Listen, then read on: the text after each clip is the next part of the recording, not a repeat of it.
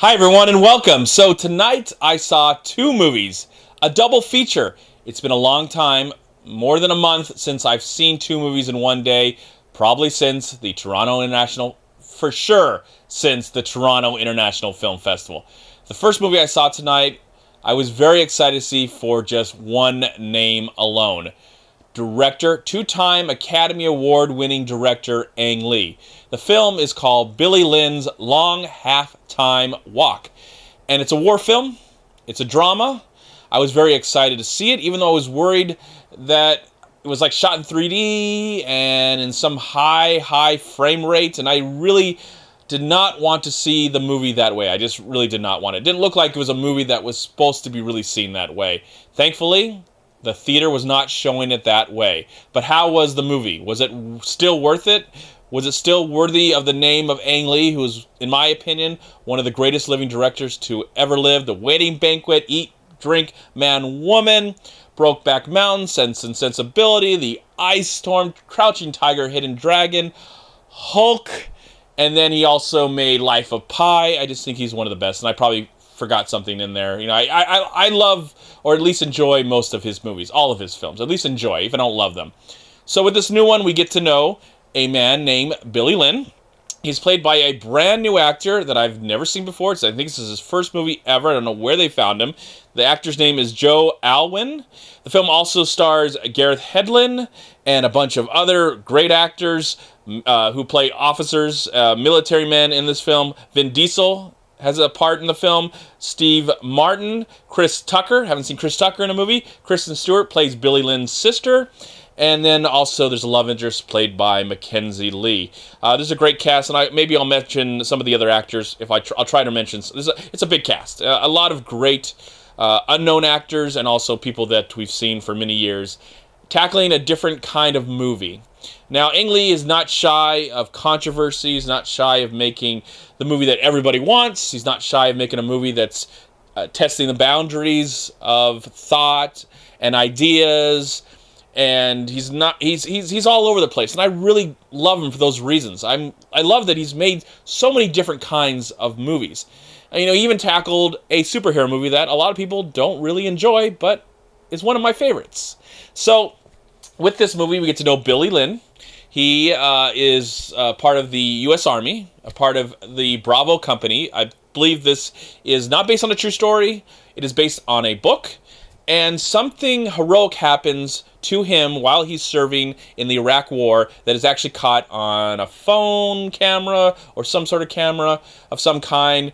And him and his team get to go to Dallas. I don't know if it was the Dallas Cowboys or Dallas something, where he gets to go to the halftime show. And this all takes place in 2004. The war takes place in 2004, and the time that they go to the halftime show takes place in 2004. So the movie goes back and forth, as we get to see this halftime experience, and then we get to see what led them to this experience. As we get to know all of these men in this company. Now, these guys, some of them I've seen before. Their names are Arturo Castro, Mason Lee Astro, who, that's a very unique name, but his name is Astro, and I think I've seen him in a few movies before. Bo Cap, Ismaela Cruz Cordova, Barney Harris, and I think that's it when it comes to the rest of the company. I feel like they do need to get acknowledged because they do work great as a team in this movie, and I apologize if I butchered any of the names as I was telling it. But the way this movie begins, and I had a lot of expectations for it. I mean, not only because of Ang Lee, but it had some of the best teaser and trailers that I've seen this year. So I had a lot of expectations. So the way the movie starts, I didn't know what to make of it for a while. It took a long time for me to form an opinion about this movie, at least a positive one. It was a little messy for a while, and I would say it's messy throughout the entire film. But I surprisingly enjoyed it. Maybe because I'm forgiving, maybe because I love Ang Lee, and he's never really disappointed me. Maybe I'm more forgiving in that sense. But there are things that bothered me. The tone of the film, the pacing of it, the way it's edited, even though I never felt really lost, I always had a sense of direction and what time period we were in or what was going on, of course, you know, especially because it takes place during the war, and then kind of a few days before he goes to the halftime show, and then when he's at the halftime show with his fellow soldiers. So I never felt lost, but it was kind of the movie just moved around from back and forth a little too much. It was a little jarring. So, you're into this, you're trying to get emotional connection to these characters and sympathize with them and care about them and understand the possible message of the movie, the message of war and how we treat heroes when they come back. We boost them up to this higher level, but we really don't understand what they've actually gone through. We make them heroes, but in their minds, they're not heroes. They're just doing a job. So I like how it tackles all those interesting ideas. So as I'm trying to emotionally give my heart to this movie and say that I want to love this film, I want to be emotionally connected, and I want to feel the power of what's going on. Then we move on to another scene, and I'm like, wow, I didn't get a chance to really have some sort of connection. There are some moments of levity, so I did laugh a few times. Especially, I felt like it really, even though I've never worked in the military, I'm not a military man, I'm not anything like that, but I felt like this is how these bunch of guys who have known each other in such a horrendous experience, how they would kind of have this close bond of brotherhood, and how they would kind of tease each other and protect each other. So there's interesting things like that. I appreciate that Steve Martin's doing something completely different from what he's really known for, even though he has tackled drama in a very successful way as a writer and as an actor. But I like that he's in this movie. Chris Tucker, it's great to see Chris Tucker, and Chris Tucker's not doing shtick here. He's not going crazy, and I love Chris Tucker, and I love to see him in more movies, but sometimes when he's in a movie, very rarely, it happens to be a Rush Hour film, which I'm not the biggest fan. Maybe the first one was fun. But in this one, he's good. He's good, and I think he's a solid part of the cast. The guy who plays Billy Lynn, the new actor, he's good in the film.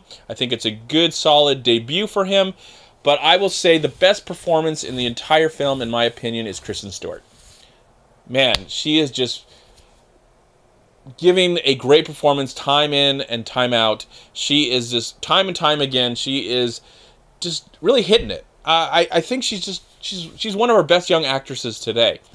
Forget Twilight, forget that crap. That's just in the past. Let's focus on the present and the future. And this girl is just a fabulous actress. And I liked her relationship with her brother in the film. She's the sister of Billy Lynn. So I like their dynamic because she's been through so much, and she's going through, and they both have their problems. And I liked some of the scenes that there were with the family. It's just a movie that kind of just moves around way too much, and it doesn't really find a very it doesn't find an emotional part, except for stuff that happens as we see in the battle, and there's some stuff that happens near the end that I got a little emotional with, and I really appreciate that because it took a long time. I don't know what to make of this movie. This movie is just a bizarre, weird film. I've never read the books, so I'd be interested now that I've seen the movie, not to read the book, because I'll probably never read the book, but if anybody has seen the movie and read the book, what are the differences, what are the similarities? I'd really like to know. I like the film. It's messy. It's all over the place at times. The emotional level comes and goes, but it's not around enough to make me want to praise this movie. It didn't live up to my expectations, and they were pretty high. I couldn't help it. Ang Lee directed the movie, and the trailers were really great, and I like the subject matter. But overall, it's a good movie. I don't know if I'd watch it again, but I own almost all the Ang Lee movies already, so I probably would own this one as well, and maybe watch it maybe 10, 15 years from now. So let me know if you've seen this film. It's getting a wide release this weekend. I am going to give Billy Lynn's Long Halftime Walk, I'll be nice, because I don't know. I'll be nice. I'm going to give it a solid 3 stars out of 4. Thank you so much for watching. Please like, comment, and share this video. And also, please check out these amazing movie websites. And if you enjoyed this review, please click here to subscribe to my channel, and also please check out all my recent reviews right here on YouTube. Have a great day, live film, find peace, happiness, and harmony in anything and everything you do, and I'll talk to you at my next movie review.